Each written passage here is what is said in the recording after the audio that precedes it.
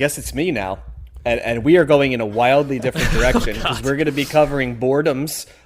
It is guys. Or It's been confirmed by the band. So super or super depending on how you choose to say it. In the open, I was laughing as I was thinking about this. I was like, what can I give Josh in terms, because it's not going to be an easy cut, right? So I decided to go with super RU for the opener that you've heard already. And now you're going to hear a little bit of super good.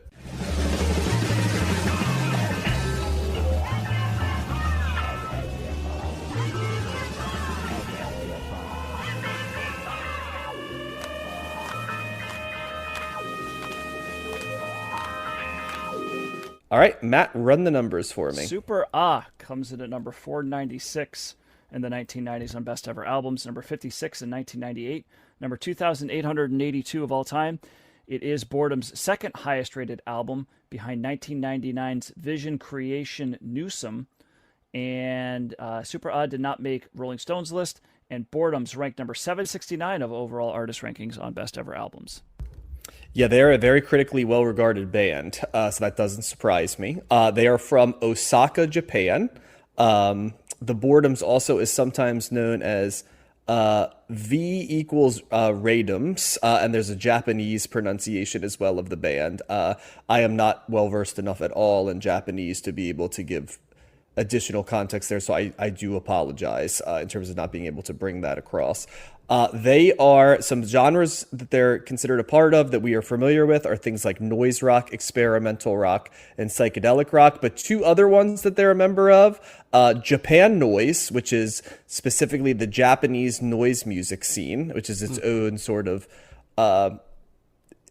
it's basically how I would describe it as noise rock, but it's designed to challenge, I would say, is a big piece of what they're going for. And it veers in different directions, not just one. And space rock, one we haven't talked about very much. That is a musical genre characterized by loose and lengthy song structures centered on instrumental textures that usually produce a hypnotic or otherworldly sound. So those are other genres that are going for. The band was formed in early 1986 by the person who is nominally their vocalist, or as much a vocalist as they have. In this sense, they remind me quite a bit of the band Can, who is always picking up like random vocalists, right? But in this case, Yamantaka Eye, like the eye on your head, is the nominal lead singer. And he was, before that, he was a part of a noise and performance music act that was pretty controversial in Japan called Hanatarash.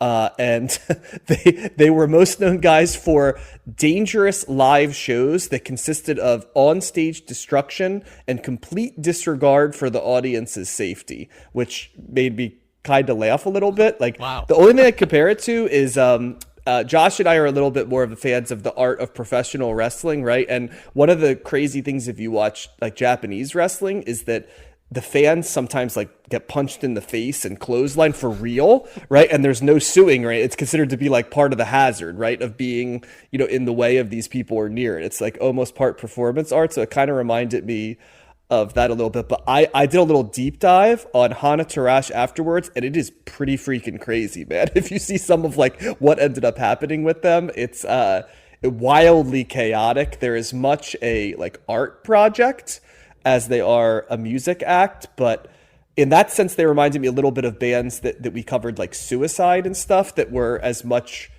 express, or even like early Velvet Underground, right? There was as much expression of like art as they were music in some ways. But this eventually ended, and he was looking for a new project, and so he brought in he brought in a drummer.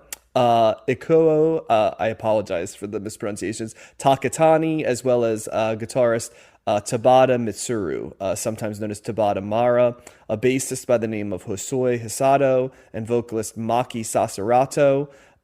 And that was the original version of the band. I will say this band has gone through a zillion lineup changes. It's half of like any bio you read about them is lineup changes. So I'll start by saying the band changes wildly between the start and when this album was released in 1998. Each of their albums sort of has a different feel to it. And their first album sort of laid more in the punk rock, like no wave era of things. They just released a single track called USA for a compilation take. And the band started to go through their first lineup changes, in this case, percussion, which is a huge part of the band's sound. And kind of they're kicking around a little bit, playing, doing part show, part what is kind of described as nihilistic absolute music is what they're playing at this time. And it's music that's really not about anything or doesn't represent any specific genre. So it's kind of like music that sounds like what nihilism is trying to go for, I guess, would be there. The two, this is crazy. The two acts that they describe as influences, and remember, this is 1988 in March, this is coming out, is Funkadelic, and at that point, what Sonic Youth was. And remember, this is just shortly after Daydream Nation Sonic Youth, so the Sonic Youth that they're referencing is not, goo or dirty Sonic Youth, right? This is like, Evil Sister, or even like, the earliest Sonic Youth, right? That's influencing them. So the band becomes popular in the musical underground of Japan for a variety of reasons. It's kind of seen a little bit dangerous. The percussion heavy nature of the music is popular. And the stage show is very popular. Then some interesting stuff starts to happen. In 1988 and 1989, I becomes friends with the whole band Sonic Youth. And Sonic Youth is sort of influential in them breaking into what would become their success. And they actually had quite a bit more success than I would have imagined, even in the United States. And we'll go over that in a second. But they're friends with Sonic Youth. They eventually end up opening for Sonic Youth on the Dirty Tour, which must have been an interesting experience, because if you remember, that is the era of Sonic Youth where they're trying to become more mainstream, right? And then they're opening with Boredoms. They also opened for Nirvana for 8 consecutive shows in late October and early November 1993, so around like In Utero time. They're contributing a track on a Steve Albini compilation that he's putting together, and they're a member of John Zorn's Naked City project as well. So they're kind of kicking around in all of these interesting art projects slash underground but very cred heavy projects. While this is happening, they're releasing albums. They released an album called Soul Discharge in 1991, which sells reasonably well. And they actually parlay it into, and it's 1991 and 1992 was a wild time for record deals, wasn't it, guys? Because they get a deal on Warner Brother Records, guys, for their next couple albums. At this time, they have like a cult following, but they are actually, after these tours with Sonic Youth and Nirvana, they are actually asked to play the main stage of the 1994 Lollapalooza. So they are on the main stage of probably the biggest Lollapalooza there ever was, in support of the album Chocolate Synthesizer, which is probably their most well-regarded album that was released in 1994. And it makes the top 10 of many different high-prestige music publications lists for 1994. Even some of them have it on best albums of the 1990s.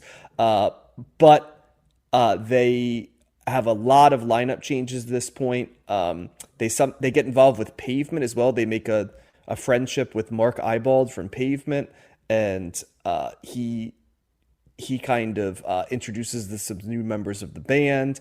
And really, by about the time that this album is being released, they kind of had broken from a little bit of what moored together their early sound, which is that Japan noise sound and sort of a more atonal sound is how it's described, into more of an electronica and psychedelic rock sound. As you might imagine, one of the big influences on this era of the Boredoms is krautrock, specifically Can. So it isn't coincidental, right, that I referenced them earlier, not just their origin story, but also the sound is where they were going. This album doesn't sell as well as their other music, but they continue to just keep releasing albums in the late 90s, before in early 2000, they kind of just disappear. They were touring and stuff, and then they just don't, right? And they disappear for several years with no releases, no tour dates.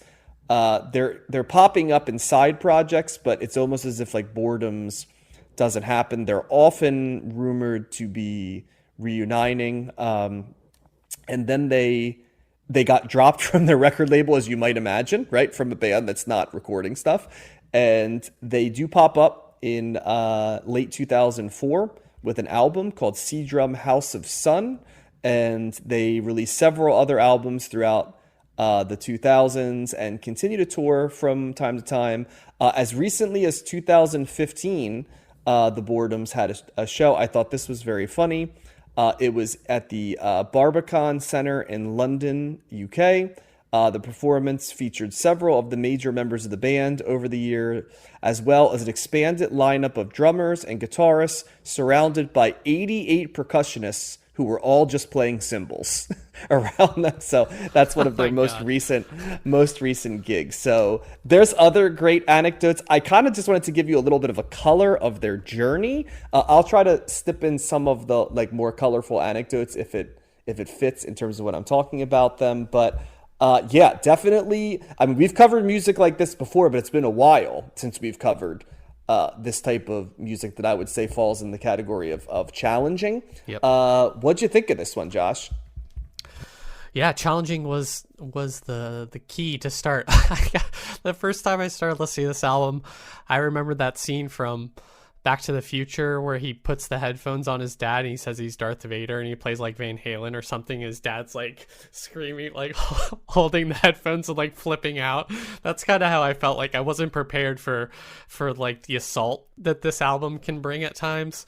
It has, so it's so hard to talk about this album because there's no kind of like easy structure to each of the songs. They all kind of, if you're not paying attention, like it doesn't like start and stop in like logical places, or like there's like different movements within the songs, but they don't like, they're not like easily like the same amount of time, and things will come back. There's a lot of, like you said, synth or synthesizer synthetic sounds. There's a lot of like harsh like screeching that is really challenging to get through, and it's like sounds like that almost like on that Fatboy Slim album last week, except like more extreme somehow.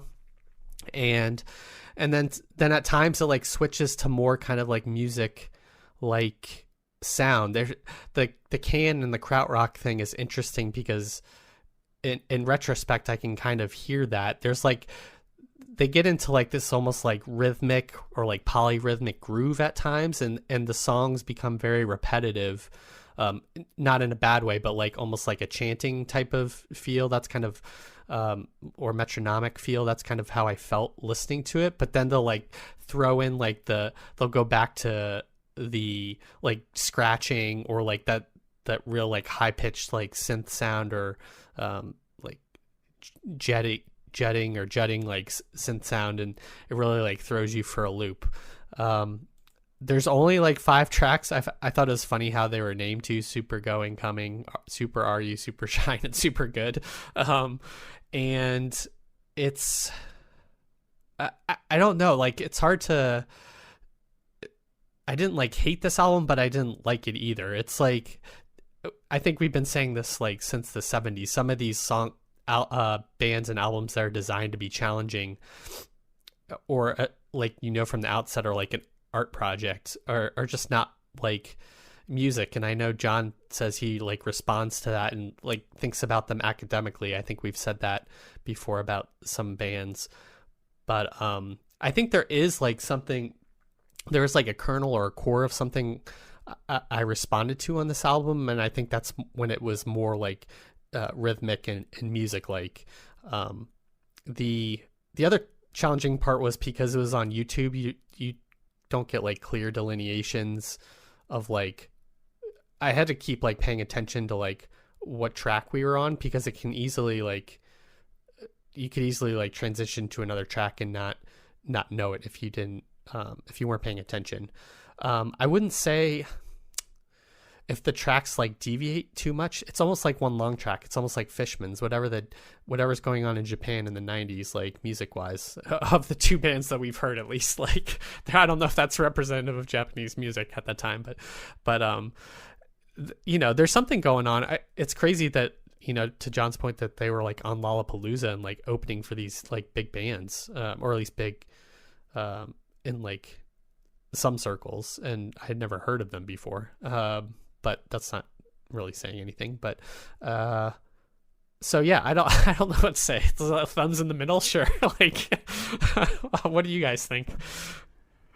Yeah, this is kind of taking me back to like the 60s when we just covered totally something out of the, like, what the hell is this? Like, whether it was something that was more, that was a little bit more grounded in like traditional music, like even something like, the United States of America or Uj Mutantes, it was more traditional music. This is just like the first track, Super U, like 7.5 minutes. It's like I kept waiting for it. Was like the big grand entrance to a song for 7.5 minutes, right?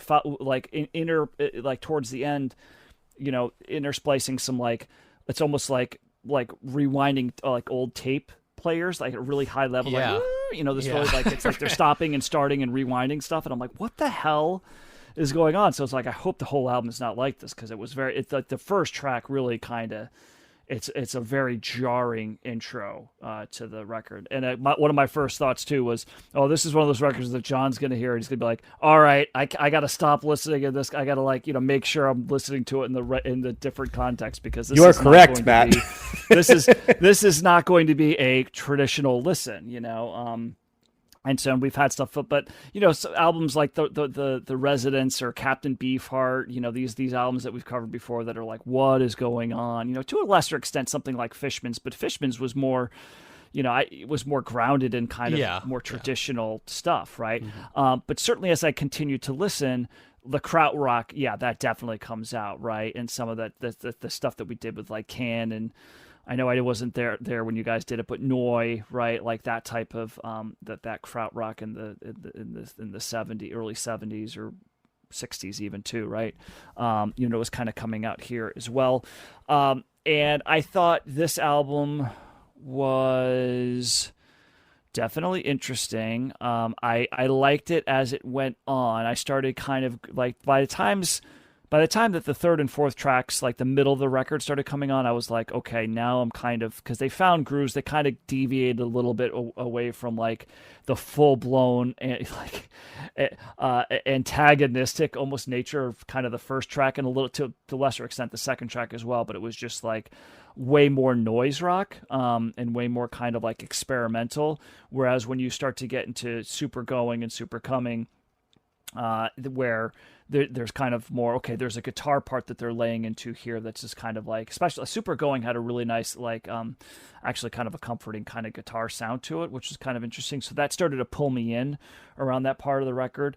And so I found that after, once I got past the first couple songs, I was enjoying this record more. So I only listened to it twice. That you need to listen to this album more than twice. That is not a fair share by any stretch. It's a little bit of a barrier, these albums that we have to listen to on YouTube. It's not the best for me in the ways that I typically listen to music, especially if I listen to this on headphones, like the way my phone works. If you have to stay on, you can't make your phone sleep, and you can't change to a different, because it'll stop the music. So you have to have the phone on the whole. So it's like, okay, just set it aside and leave it alone, let it go or whatever. Same thing if I'm in my car, like the time I listen to it in my car. So it's definitely cool. There's definitely elements in here that I was like, okay, like they're finding a groove here. They got this rhythmic thing going on. They've got this there's chanting in here, right? It's kind of like this almost Gregorian kind of like chant that's happening. Mm-hmm. That's also somewhat melodic. That's kind of interesting. And I think I grew to start to appreciate and like it.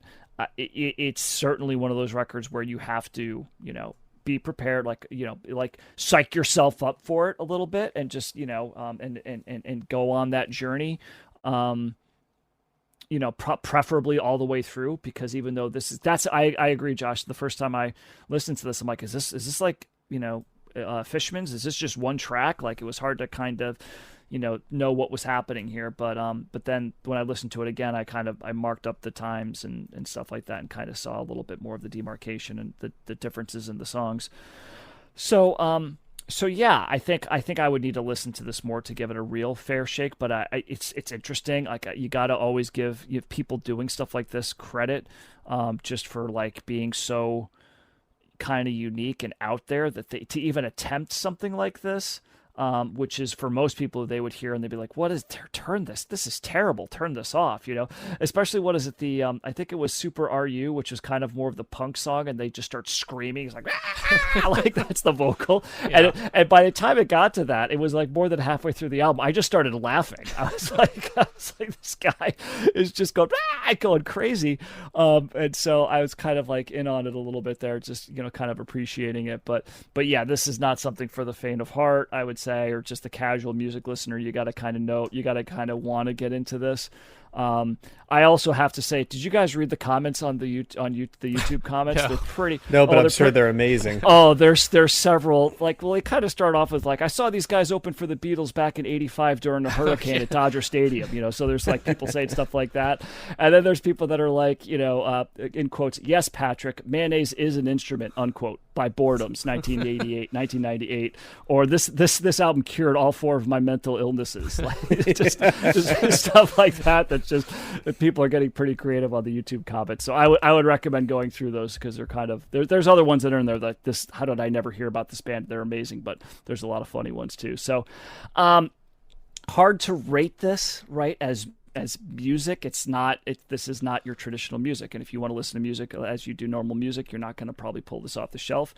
But if you have the patience and you have you have the interest to kind of let it just do its thing, there's definitely some rewarding elements in here that are pretty cool, and I think we'll probably get better upon further listening. Not sure I would say that first track was really hard to get through. 7.5 minutes of that, especially with that high pitched tape. Like, I had to turn the volume down. I was like, okay, it's piercing my ear. It's like they're forcing me to. It's like by design, right? They're trying to they're messing with you, right? They're trying to get you to be uncomfortable. They're trying to. It's almost like they're challenging you to get through. Yeah, try to get through this, and we'll see where we're at. Weed out the people. See if you're worthy of boredoms, right? That kind of thing. So I'd like to say I am worthy of boredoms. I got through that a couple of times, and I definitely found plenty of elements in here that are interesting. Really creative stuff here. Very different, and yeah, I gotta. It's like John. It's like what John said. It's like, how do you rate this?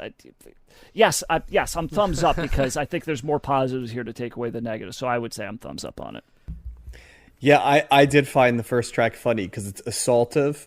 Somebody mentioned it feels like the beginning of a track that's building, but it builds to nothing except for basically the sound of almost like a drill going off at the end. That's like purely assaultive to your ears on purpose, which made me laugh. I was like, is this going to be the vibe for the whole album? I was interested, but I'm like, is this going to be the vibe for the whole album, or is this being used as a device? And so when the next song came in, I was like, oh, this is very interesting. It just like you said, it felt like a weeding out filter. And it also, I got the feeling that it was very funny where they're like, let's just keep building this. And people keep saying, all right, I'll stay with this, but where is it going? And of course it doesn't really go. Nope, it doesn't really go anywhere. But then it has like you're out of the forest, right? Like the storm, and you're there. And then there's all of these interesting parts of this album. There's the number one takeaway for me is there's a lot of percussion on this album. Just the percussion is just hitting you from all different angles. Sometimes it's like almost like world music type, like circle drumming, like chanting, like meditative type drumming. Other times it's like clanging cymbals as hard as you can and banging stuff together and found music in terms of the percussion. But the percussion was a running theme for me, even more so than just sort of like the feral like vocal styles, which is how I describe a lot of this album. It almost feels like I had two funny things I wrote, at least funny to me things that I wrote down. I was like, this is like the ego, id, and super ego, like all exploding in the same album, right? Like is how I describe it's hitting like all of them at the same times. Feels like that. And it also feels like being feral in the woods and like you're not able to communicate traditionally. So you're just like creating music that encompasses sort of the feel and the essence of being in sort of that feral state. Because as I listened to this, it kept me on edge, but in good ways, and I was very aware of like small little changes on this album because it does settle into these grooves of different things. Some of it is like assaults to your ears, right? Where it's like it's repetitive, but it's like, gosh almighty, that's a harsh sound I'm getting right there. Other times it's sort of just drums for a long time, and you're like, oh, I'm kind of getting sucked into like a trance state a little bit at times, but they always bring you out of it, going in a different direction. There are times where this sounds like traditional music. It really, there are whole like 3-4 minute stretches where I'm like, this kind of sounds like the blues, or this kind of sounds like psychedelic rock, right? Or this sounds a little bit like world music. And then it goes the other ways where there's like ambient spaces and there's like harsh sounds and noise rock. But unlike something like, say, Public Image Limited that we listen to, Metal Box, which I think is a similar album to this, but I just found it to be all assault all the time, right? And that was just a lot, right? To have like that coming at you. I understood it as what they were going for as an artistic statement, but it was too much. It overwhelmed me a little bit. This one, the fact that all of it was designed to challenge, but it challenged me in different aspects, made this a much more appealing album for me. It's a great headphones album.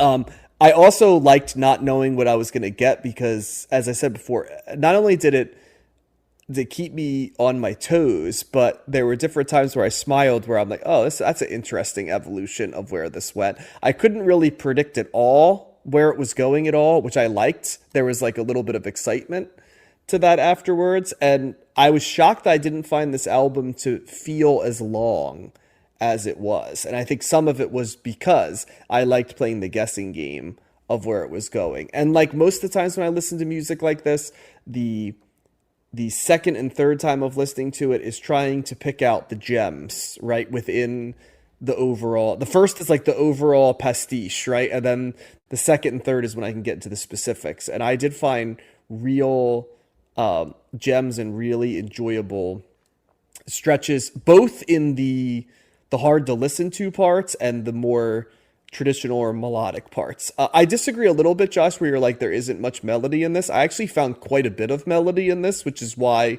it's an interesting mix, because it really, I thought it was almost like a perfect split of like sounds that an average person would identify as music and sounds that an average person would identify as not necessarily music in the way we think about it. And that mix really hit for me. So I'd be interested to see what their earlier music sounded like, but especially this week as like a different type of music, I enjoyed it. So I would give this one a thumbs up. Yeah, it felt very freeform to me at times, although I don't think the band is, I feel like the band is probably pretty considered in terms of laying out their songs and stuff, but it felt like jazzy in terms of the directions that it would take you, or kind of the sudden turns and stuff like that. So it did, I agree with you. It does keep you on your toes, that's for sure. I don't think I said there was no melody though. I think I found rhythmic and stuff, but okay. Yeah. Well, I don't want to misquote you. I think I think whenever you're classified as experimental rock, you always are going to have some leanings in the same way that jazz, especially like the jazz we covered. Like a lot of the jazz we've covered is 60s and early 70s jazz, which really leans into that experimental lane as much as it's improv, but also experimental by nature. So yeah, I think you're always going to share some